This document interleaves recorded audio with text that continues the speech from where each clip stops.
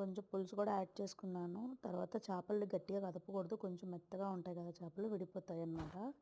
Taste బాగుంటాయండి చేపలు, పిల్లలు తినడానికి ఈజీగా ఉంటాయి. కొంచెం లైట్గా వాటర్ కూడా యాడ్ చేసుకున్నాను.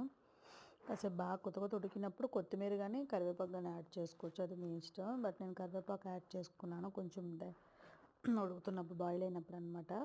టేస్ట్ నిజంగా బాగా వచ్చింది.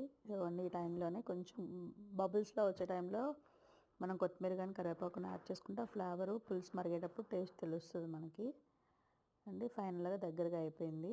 నేను కొంచెం రైస్లోకి వెంటనే వేడి, కొంతమందికి చల్లగా ఉంటే ఇష్టం, నాకు వేడిగా ఉంటే ఇష్టం. వెంటనే వేసుకొని టేస్ట్ చూసాను, నిజంగా చాలా బాగా వచ్చింది. మీకు కూడా నచ్చితే మాత్రం ప్లీజ్ లైక్ చేయండి, షేర్ చేయండి, సబ్స్క్రైబ్ చేసుకోవడం మర్చిపోకండి. Thank you.